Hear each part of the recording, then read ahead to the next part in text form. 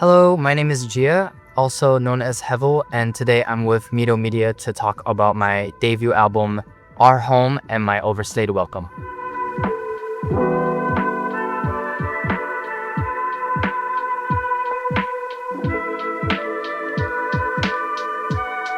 So to me, the album title was really about the fact that it was like a nonsensical sentence. Like the first half contradicts the second half. If I'm saying our home and my overstayed welcome, the our home implies that it's my home as well. But I'm saying that it's my overstayed welcome. I just thought that was such a fun little phrase that was representative of how I was feeling at the time or throughout my entire life living as a foreigner in the US. And also when I came back to Korea to be met with some sort of like a reverse culture shock, feeling not as welcome as I remembered myself to be. So that's what the title means to me, but whatever you interpret the album title as, and whatever it could mean to you, that also works as well.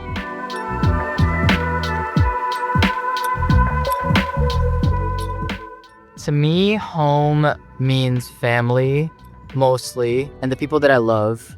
I feel like I'm not necessarily tied to a location all the time, or at least permanently. Wherever my family and the people that I love will be in the future, or is right now, is probably a place that I would consider home. I think whenever I'm away from Korea, I do feel out of place and away from home. But more recently, ever since I've met my significant other, I've been feeling like any place that I'm with her is also home as well. So that's also another perspective that I've been kind of experiencing recently.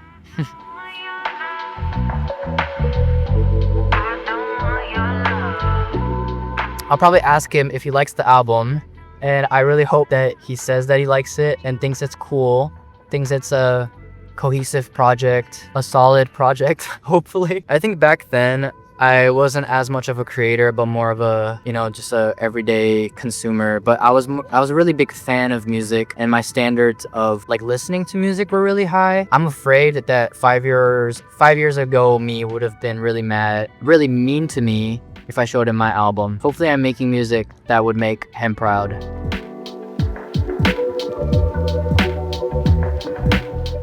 I think if I were to actually describe it as a house and like each song being the room, or even like each song being a person in the house, it'd probably be like the more energetic songs being like kind of like really annoying roommates that are like messy and like drunk all the time, problematic roommates that come in and out and are like leaving a mess, and whatever mess that those people have left, the more introspective songs will have to clean up later.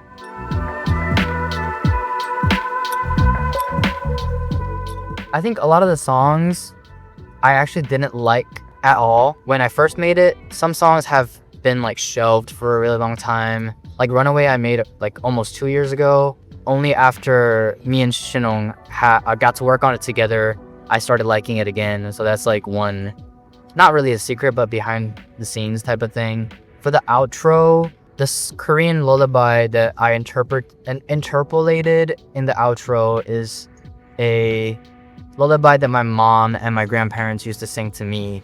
So since the song was about like being homesick and etc., I just thought that it would be appropriate, or it would fit really well for me to use as a sample pretty much. The intro track, Caleb Intro, is called Caleb Intro because the guy that played guitar on it, his name is Caleb, and we thought it would be really funny to name it Caleb Intro. Not even Caleb's with an apostrophe, just Caleb Intro. I thought that was really funny.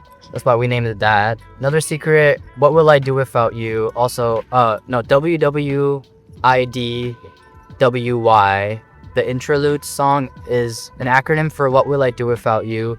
And the version on the album is a last minute version that Shinong made because we didn't like the original version of the song because it was an R&B song. We were just gonna scrap it and take it out, but like the day before submitting the album, Shinong was like, check this out, put this in instead and use it as an interlude. And I really liked it, he really liked it, and it ended up being in the album, so that was cool.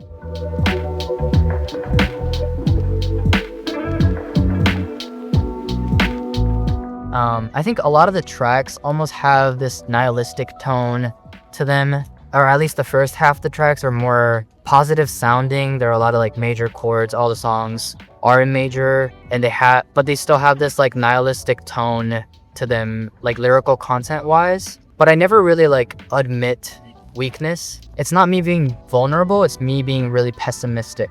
Like Runaway, like Kids, like Numb. It's just a lot of like negative energy like repackaged into something like major sounding, positive sounding. It's kind of like an ironic type of thing, like satirical type of thing, I guess.